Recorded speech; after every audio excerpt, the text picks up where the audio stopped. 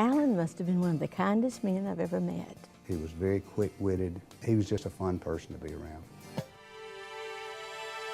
Alan started his career as a junior high social studies teacher. And then we realized that if we were to have a family, it would take both of us working all the time as teachers. And Alan took the civil service exam and did extremely well.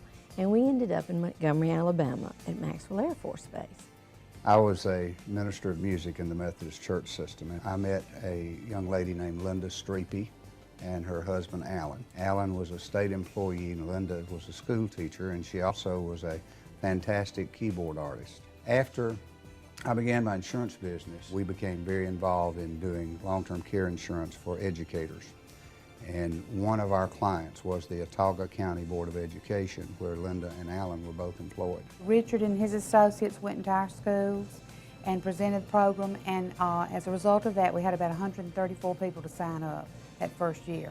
The policy that Alan and Linda bought was one that paid what was then the current cost of long-term care in Alabama. It didn't have any waiting periods, so it was first day coverage.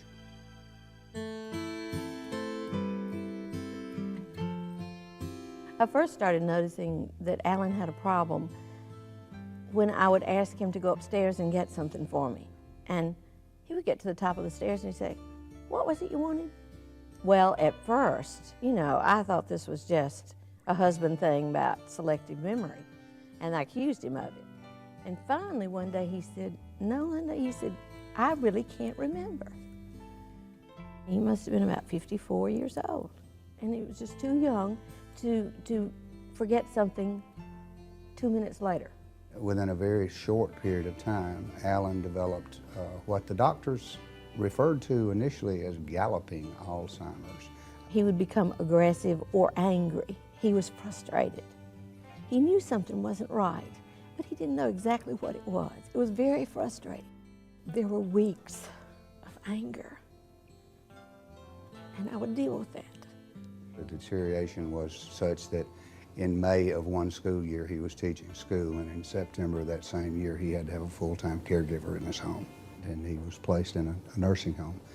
And after a fairly brief period of time, some few months, 6 or 7, he passed away.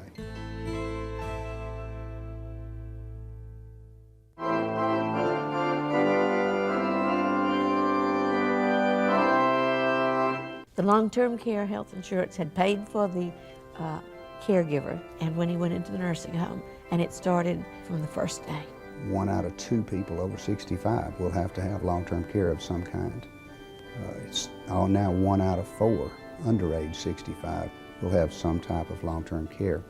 If they're not insured, they're going to spend their assets. If I had not had this help, I have no idea what I would have done.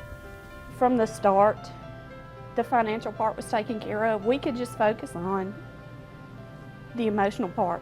We're able to enjoy our lives now. Mama doesn't have to work. She can choose to retire, which she did. Now she works doing what she wants to do. There would have been no way that Linda could have retired early as she has, or been able to enjoy her grandchildren, had those funds not been available through the long-term care insurance policy. It's a wonderful feeling to know that we were able to help even one of our employees, but I think in the long term it will help a lot of people. You have to prepare for these kind of things. You know, you can save your money for a rainy day or whatever, but if you don't put some aside now, it's not going to be there when you need it, and to me this is like money in the bank. I think Alan is very pleased with the insurance and how things turned out for me.